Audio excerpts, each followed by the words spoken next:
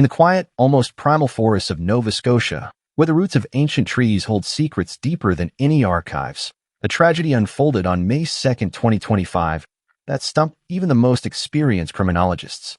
The disappearance of 6-year-old Lilly and 4-year-old Jack Sullivan from their secluded home became more than just another story of missing children. It evolved into what experts called an unprecedented and statistically impossible case, a puzzle full of contradictions, lies, and an ominous silence. This story did not begin on that fateful Mayday. It originated much earlier in an isolated corner of the world where human dramas play out far from prying eyes. To understand the depth of this mystery, one must first get to know its main characters.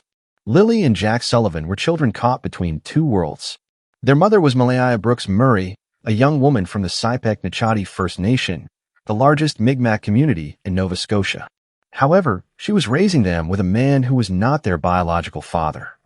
The children's biological father is a true ghost figure in this story. His name does not appear in any official reports. His existence seems to have been erased from reality.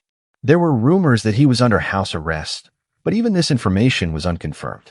In a case that gained worldwide attention, the children's biological father remained a blank space, as if he had never existed.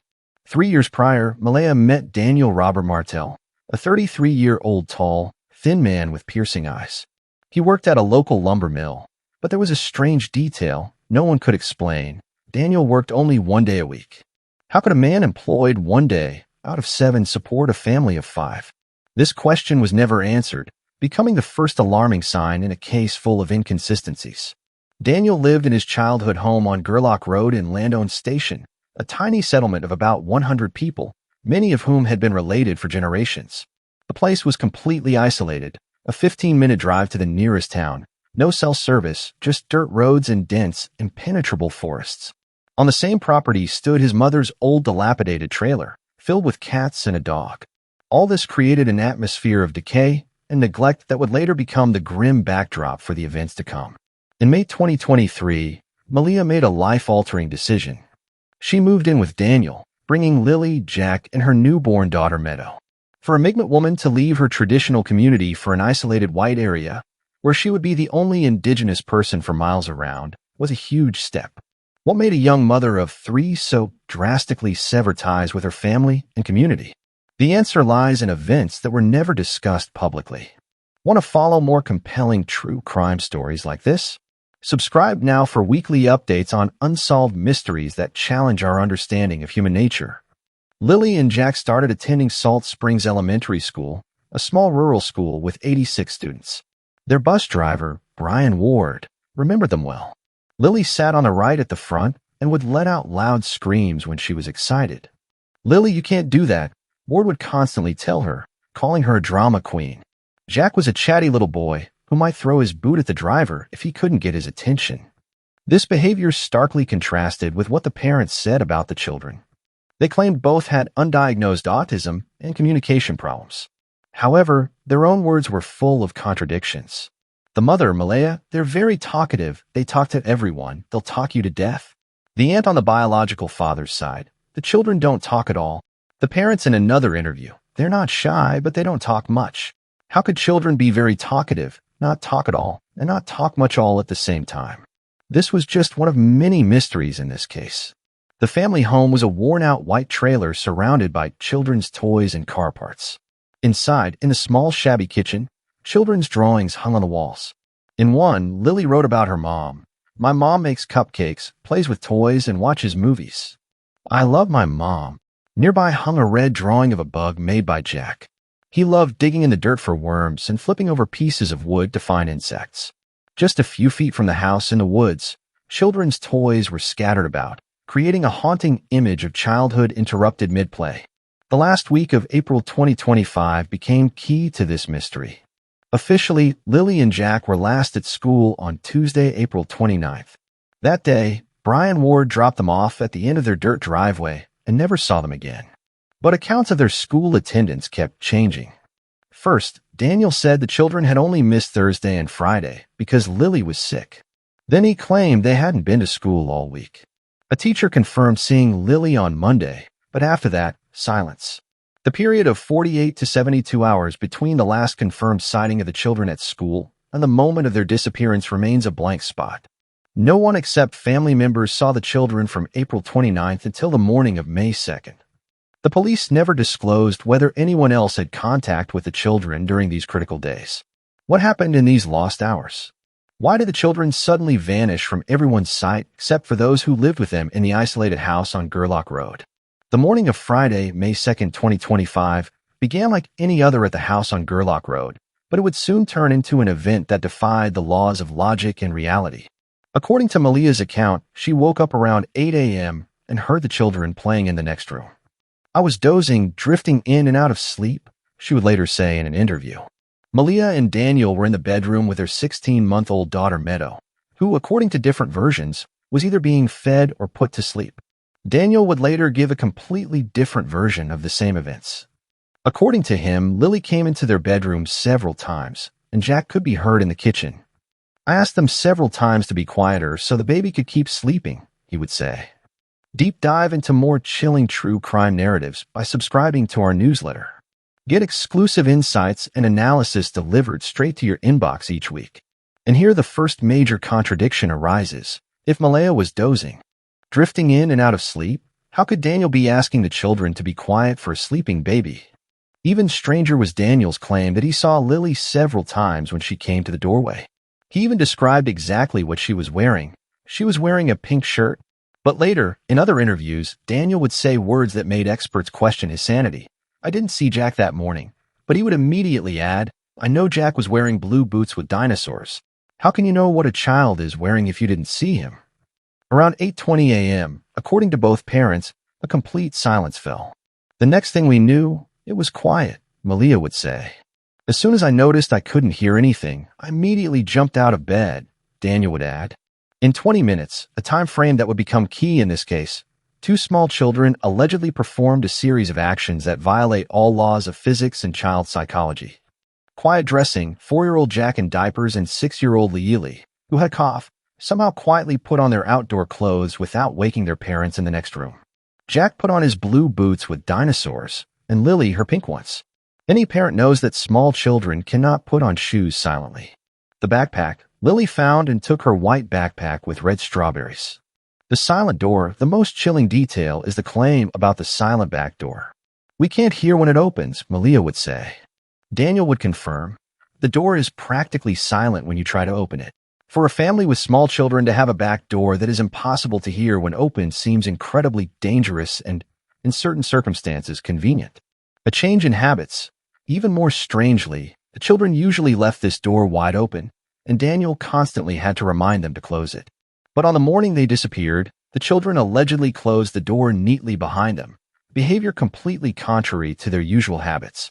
Overcoming the fence, the yard was fenced, which created an additional obstacle. A 4-year-old and a 6-year-old would have had to climb over the fence, a task that is physically almost impossible for children of that age without assistance. Vanishing into the woods, and finally, they dissolved into the woods as completely as if the earth itself had swallowed them. When the parents realized the children were gone, their reactions were as contradictory as the rest of the story. Daniel claims he immediately searched the house and the backyard because the children often looked for bugs and grass for the chickens. Not finding them, he jumped in his car and started driving along all the nearby dirt roads and drainage ditches. Meanwhile, Malia stayed home and called 911. But this is where the timeline becomes murky and frightening. Officially, the 911 call was made around 10 a.m. However, one police dispatch report mentioned that Daniel had reported the children missing at 9:40 a.m., stating they had disappeared around 8 a.m. This hour-long discrepancy was never explained and creates a chilling hole in the timeline. What was happening during these lost hours? Why did the parents wait so long before calling for help? Don't miss a single update on this ongoing investigation. Subscribe now and be the first to know when new evidence emerges in the Sullivan case. By Friday evening, tension among family members reached a boiling point. A fight broke out in the yard between the mother's relatives and Daniel. "My mother had to kick some people off the property because they were saying that I did it, and I'm the only one here fighting for them, which is sad," Daniel said. But the most shocking turn of events happened the next day. Malayaia Brooks Murray and Daniel Martell went to a briefing at the search and rescue headquarters. According to Daniel, Malayaia suddenly left the briefing in the middle of the presentation and sat in an ambulance. Then she left with her mother, taking 16-month-old Meadow with her. I haven't seen or heard from her since, Daniel would say. Just 24 hours after the children disappeared, their family completely and publicly fell apart. Even more alarming was the immediate involvement of Child Protective Services, CPS. Daniel went to the CPS office in Stellarton to see his daughter Meadow, but was denied access. At this point, I can't be around Meadow, he explained. For a man who claimed to have nothing to do with the disappearance of his stepchildren, being immediately denied access to his own biological daughter seemed an extremely harsh and telling measure. On May 7, 2025, Staff Sergeant Curtis McKinnon stood before reporters and uttered words that sent a chill down everyone's spine. The probability of survival is extremely low. After 6 days of searching involving more than 160 people daily, after search dogs, thermal imaging, drones, helicopters, and dive teams had scoured every inch of the dense woods around Gerlach Road, the Nova Scotia police announced they were scaling back the active search. But the most terrifying part of McKinnon's statement was an admission that changed the nature of the entire case. The Royal Canadian Mounted Police, RCMP Major Crime Unit, has been involved in the investigation since May 3rd. On the third day, just 24 hours after Lilly and Jack had allegedly gone out to play, homicide detectives were already digging into the case. In a typical missing child case, the Major Crime Unit is not brought in so quickly unless something screams murder from the very beginning. By Thursday, May 8th, the RCMP Command Center had disappeared as suddenly as the children themselves. All that remained was a scrap of yellow warning tape, a few portable toilets, and tire tracks. The symbolism was horrifying. A massive life-saving operation had turned into a crime scene overnight. It was then that major crime investigators came for Daniel Martel. They arrived at his dilapidated mobile home to seize electronic devices to verify timelines. Earlier that day, an RCMP helicopter had flown over the family property, scanning the area. Daniel underwent a lengthy interrogation with detectives, meticulously recounting the events of that morning. They searched every rock, every route, everything, he told reporters.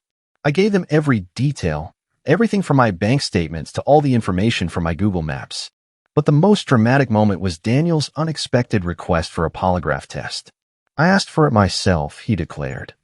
I want to clear up all the doubts, not just for the people online making crazy accusations, but for everyone. The RCMP refused to confirm whether a test would be conducted, citing the need to maintain the integrity of the investigation. But the very fact that Daniel publicly requested a test that most people fear made experts wonder, what did he know that others didn't? The parents' behavior and language became the subject of intense scrutiny. Just 24 hours after the disappearance, Malayaia used words typically associated with grief for the dead. We are all filled with pain and sorrow. The word sorrow is usually used to describe mourning, not to express hope for the return of missing children. Daniel also began speaking about the children in the past tense. Jack just loved bugs and dinosaurs. Lilly loved girly things. This is a standard red flag in such investigations. Like what you're reading. Subscribe to get more in-depth analysis of mysterious disappearances and criminal investigations that challenge conventional explanations. Even more disturbing was how Daniel described the children in the context of a kidnapping. Instead of emotional pleas for their return, he explained how easily they could have been taken. They're easy to take. If they'd made it to the road, they would have gotten into any car if offered food, water, or even candy.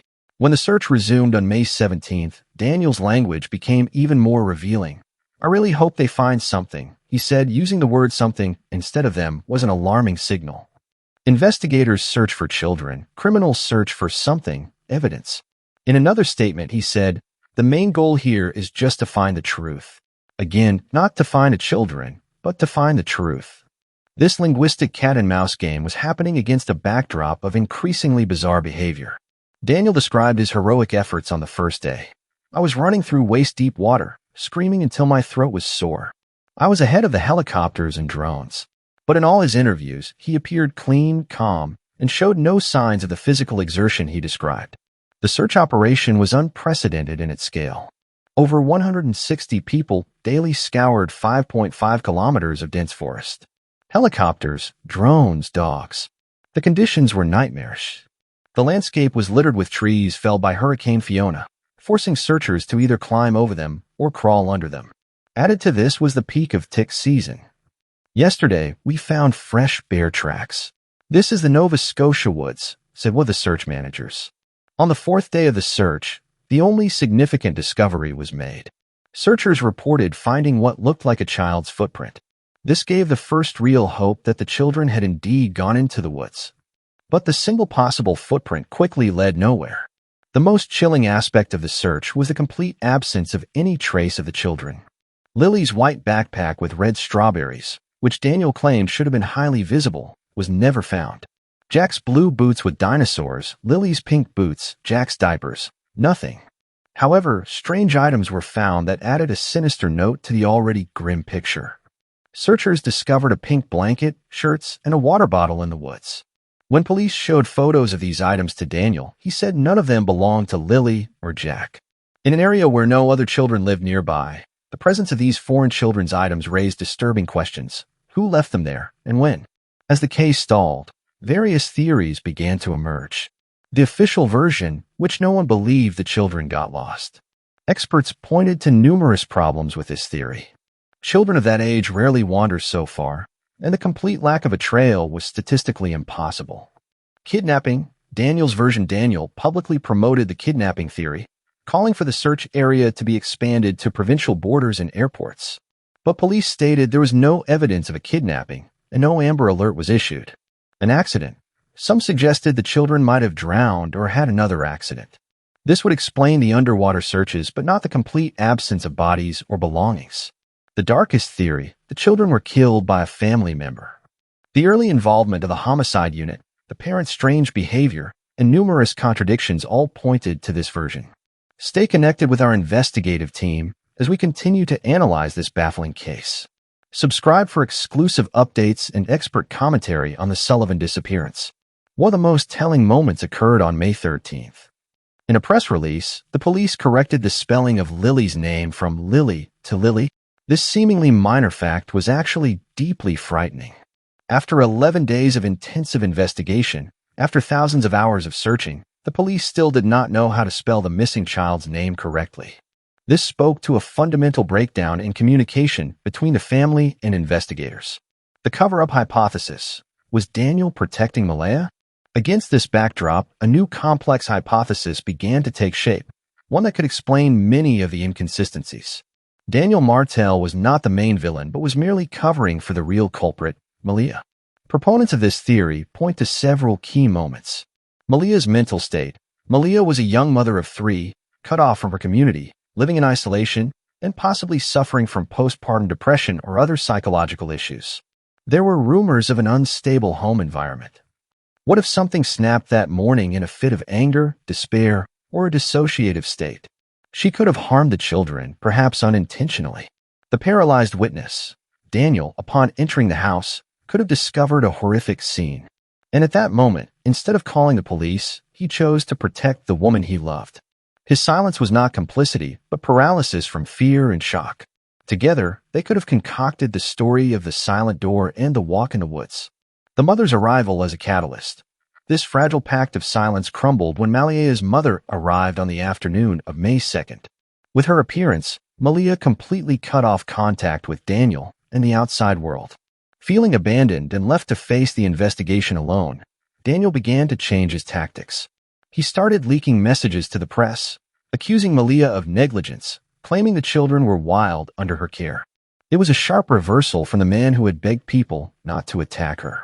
Perhaps it was a desperate attempt at self-preservation. Linguistic mimicry. In early interviews, Daniel repeated Malaya's phrases almost verbatim. This could have been a sign of a prearranged story. His constant use of we realized it was quiet, blurred personal responsibility. This theory paints a picture not of a cold-blooded killer, but of a man trapped by love, fear, and emotional dependency. He might have been unable to see Malayaia as a threat, even if the facts screamed it. Weeks turned into months. The case of Lilly and Jack Sullivan became what experts called a black hole of criminology. Every aspect of it violated established patterns. Involvement of the homicide unit on the third day, a 48-hour gap in sightings before the disappearance, contradictory medical diagnoses of the children, the story of the silent door, and 20 minutes of impossible actions, the family's collapse within 24 hours, a complete lack of a trail despite massive searches. strange items in the woods not belonging to the children, linguistic anomalies in the parents' language. In Lansdowne Station, pink ribbons still flutter on the tree branches, a symbol of hope. The bus driver, Brian Ward, still drives past the white trailer, and the children on the bus ask, "Have they found Jack and Lilly?" "Not yet," he replies. Their seat at the front right is empty, but their name tags still hang above it. In the kitchen of the empty house, children's drawings are yellowing on the walls. The mystery remains unsolved. Did the children disappear into the dense forests of Nova Scotia, or did they disappear into a labyrinth of lies, fear, and family secrets? One thing becomes increasingly clear in the case of Lilly and Jack Sullivan. Reality itself has become a suspect. The children didn't just go missing. They dissolved into an anomaly so deep that it challenged the most basic laws of physics and logic. Don't let this story fade into obscurity. Subscribe now for ongoing coverage of the Sullivan case and other compelling true crime investigations that demand justice. And while experts continue to call this case unprecedented and loved ones pray for a miracle, the answer to the question, what happened to Lilly and Jack Sullivan on the morning of May 2nd, 2025, is buried somewhere out there, either under the roots of old trees or in the contradictory testimonies of the two people who were the last to see them. And perhaps the truth will never be found, remaining just another ghost wandering the silent forests of Nova Scotia. When the initial shock of the children's disappearance gave way to cold analysis, the investigation turned into a dissection of lies. Every statement made by the parents crumbled under scrutiny, revealing gaping holes in their narrative. These weren't just minor inaccuracies common for people under stress. This was a system of contradiction so fundamental that they pointed to a carefully constructed but poorly thought-out fabrication. Contradiction number 1, the fatal lost hour. The most glaring inconsistency was the timeline of the morning of May 2nd. The official 911 call was made around 10 a.m. However, as was later revealed from dispatch logs, Daniel had reported the children missing at 9:40 a.m., stating they had disappeared around 8 a.m. This creates a lost hour or more between the moment the parents allegedly panicked and the moment they officially called for help. In the world of missing children, every moment counts. Professional investigators know that the first few hours are the most critical. What were Malayaia and Daniel doing during this time? Daniel claims he single-handedly searched 20 acres of forest. This is a physically grueling task that should have left him dirty, exhausted, and wet. However, everyone who saw him that day described him as calm and clean. Moreover, Malaya's behavior is even more inexplicable. If her partner is frantically running through the woods, why is she staying in the house? Why isn't she running to the neighbors, screaming, seeking help from anyone she can find in this isolated area? Instead, she waits. This waiting is not passive inaction. It is an active choice that demands an explanation. This lost hour is not just a hole in time. It is a black hole where the truth of what happened to Lilly and Jack most likely lies.